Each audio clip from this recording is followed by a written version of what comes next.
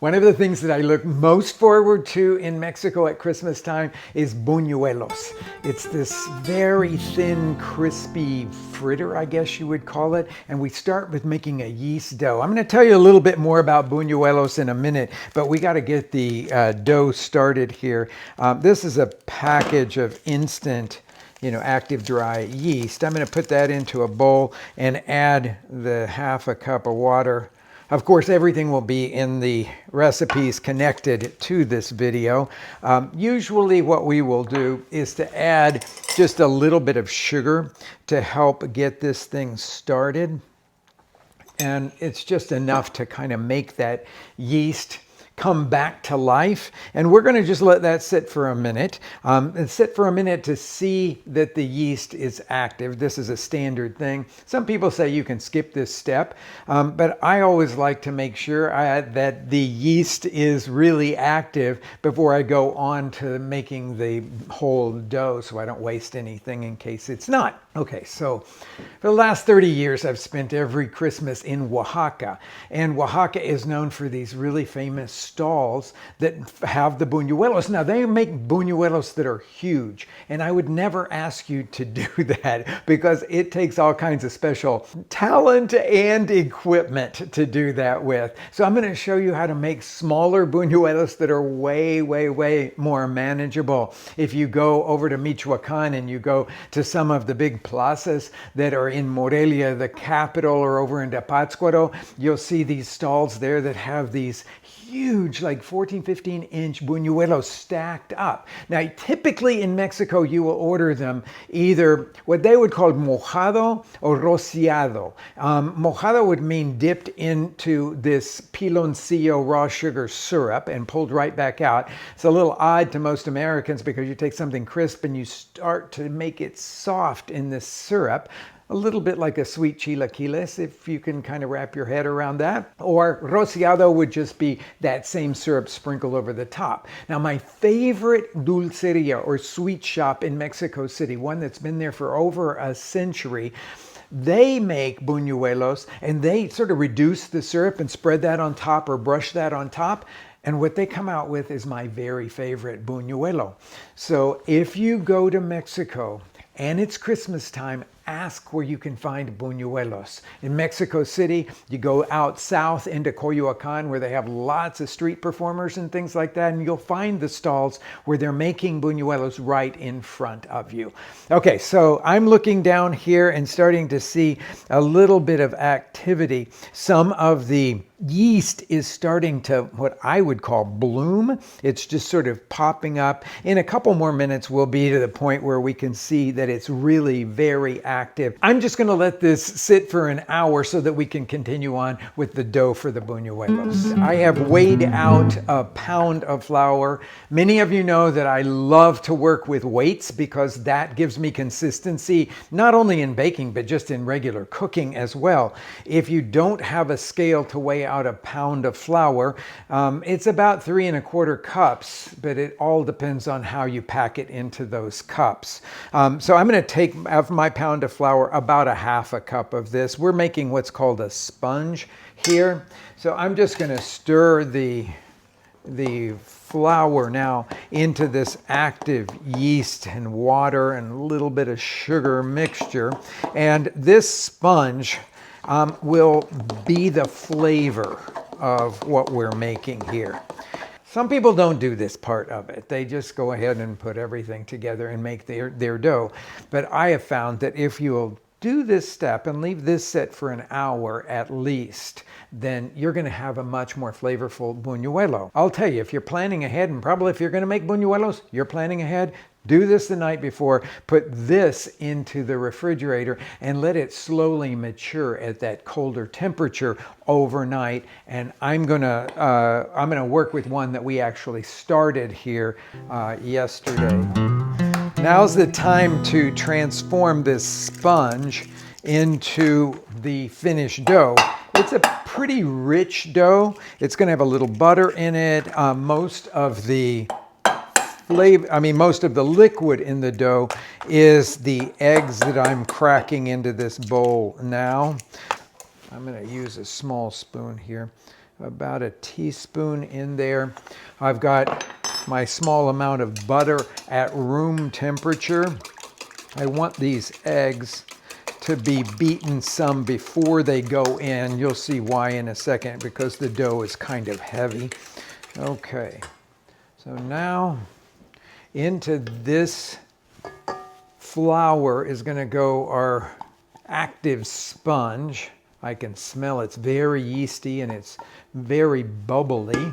So we've got that. Then the eggs will go in next, beaten with the salt so that the salt dissolves. And then the butter will go in, softened butter. And I'm going to use the dough hook here. Now, if you're working by hand and you don't have a stand mixer like this, you'll just literally use a big spoon and mix it all together. And then you're going to knead it. So I always start these things off at a sort of slowish speed here until all of the flour has been moistened by the liquid. And then we're going to let this mixer go for about 5 minutes to knead it. If you're doing all this work by hand, you would knead for about 10 minutes until the dough is very smooth looking. Okay, after 5 minutes, this is what it looks like, and you can see that it's a sticky dough. If I just turn this off and I touch it with my fingers here, you could see how sticky that is. Well, that's not. We want it to be a soft dough, but we don't want it to be that sticky. So now on a low speed here, I'm going to add a little bit more flour. I can tell you that it's going to take probably about a quarter to a third of a cup more. To work that in so that it's not just such a sticky dough. Soft again, but not sticky. I'm pretty happy with what we've got there, so I'm going to turn that off. And then scrape the dough down. It's a heavy dough. You can see that. It doesn't look like a light bread dough. But because it's got eggs and butter and that sort of thing in it. Okay, so this I'm going to scrape now into a lightly oiled bowl. I don't know if you have a pastry scraper like that, but I really love it when working with just pretty much any kind of dough, partly because it goes up against the side of the bowl so well. And so I've got everything there. So when I say that I want it to be soft but not sticky, that's what I'm talking about, is that I can do that with my hand and it doesn't stick to my hand, okay? But it's still real soft. If I put my hand completely in there, of course, it would stick to it. Cover that with some plastic wrap, and then I'm going to let that sit in a warm place until it's about double in bulk. That'll take anywhere from an hour and a half to 2 hours, depending on how cold the kitchen is. I'll see you back when this has been risen.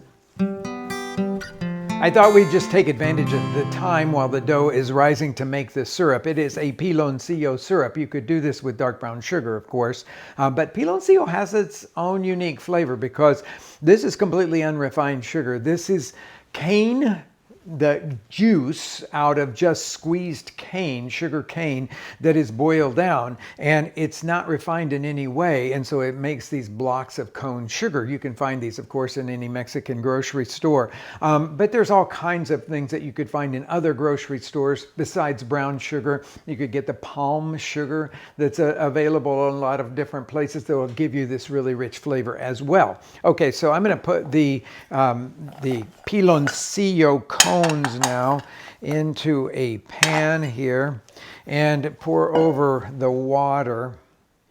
I put this pan over about a medium heat here. It's going to take a little while for the piloncillo to really melt here, so I don't like to go too quickly with it. Flavorings that we're going to put in this are a couple of cloves, and then it's anise seed. And anise seed is going to take about a quarter of a teaspoon of anise seed. But that is one of the things that is really, I think, absolutely delicious and almost imperative in this kind of piloncillo syrup. A piece of Mexican cinnamon that we're going to throw in there. And to add that little wonderful citrus note, I'm going to put a big piece of orange peel in there. All of these things could be modified, and everybody's got their own versions of these kinds of things. But when I think of this piloncillo syrup, I think of the anise seed as being one of the most definitive flavors in there. You don't like anise seed, you don't have to put it in there. I'm just going to let this simmer, and I'll show you what it looks like when it's reduced and really gotten thick enough that you can do what I'm looking for, which is to brush it over the finished buñuelos. We've got a very puffy dough. It's about double in size there, and I'm going to turn it out onto a floured board here. I always like to flour my hand to get it out of the bowl so it doesn't stick, because it will have a different consistency than when you put it in there. It really does change quite a bit. And now I'm just going to press it out into a big rectangle and then divide it into 24 even pieces.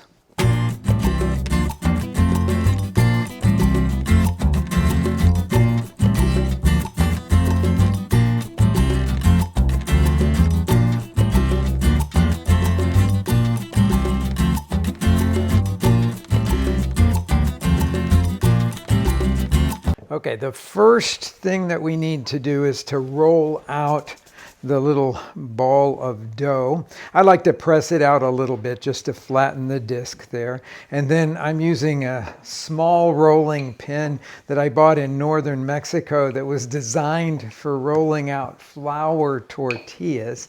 And I'm going to get it as thin as I possibly can. If it sticks ever to the rolling pin, then you'll need to re-flour it a little bit, and you'll notice that I'm doing it about 1/8 to 1/4 of a turn. That makes sure that it's not sticking on the bottom at all. So I constantly am moving it. And of course, you don't want to roll a lot of flour into this or it'll taste floury.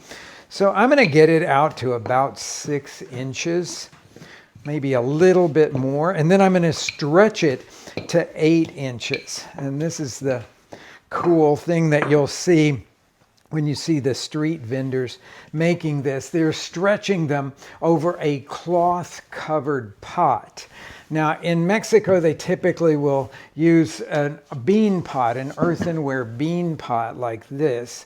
So I'm just going to unroll this tea towel. You want something that's a flat weave towel like that. And then I just stretch it and pleat it kind of evenly like that.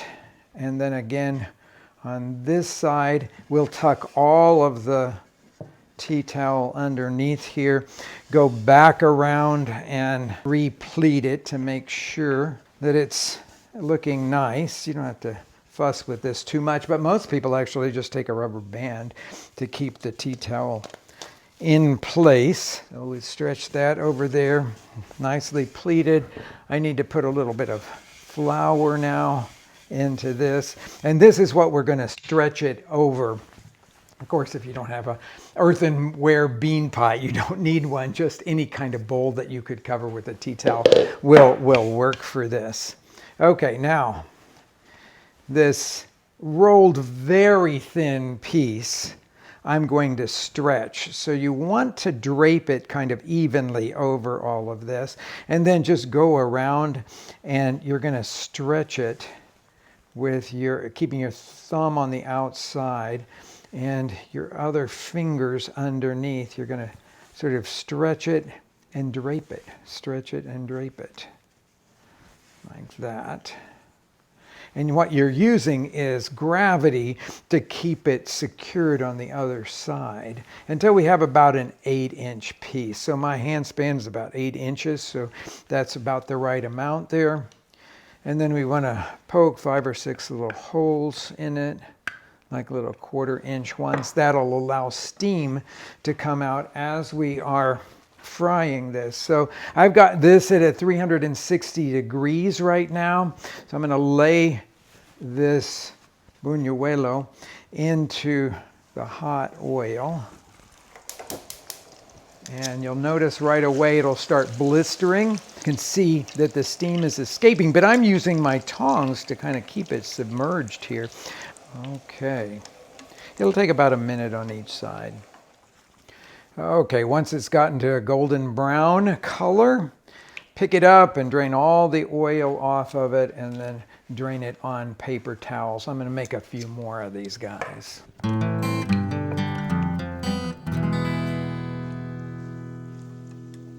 This has reduced now, this piloncillo syrup, and you have to test it to see if it's actually going to do what we're looking for it to do. And you have to work with it when it's hot, but you want to know what it's going to do when it's cool. So I'll just take a little bit of this and drop it on the plate.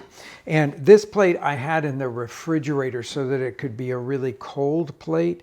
And then I want to, as it cools off, begin to touch it and see if it's sticking to me. See, it doesn't stick to me at all anymore.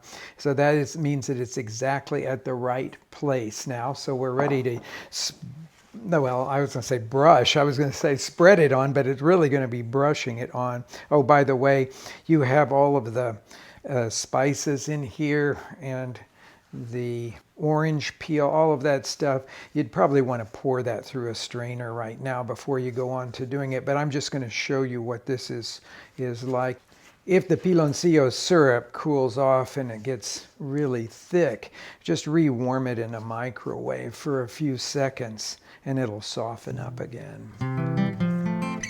Of course, you're going to be making buñuelos for a big party, for a Christmas party. And even though I'm doing this in 2020 when nobody's having big parties, you got to know how to make these things so that you can do something very special, very traditional, muy, muy mexicano para celebrar la Navidad. I hope you'll tackle these things because they are so utterly delicious.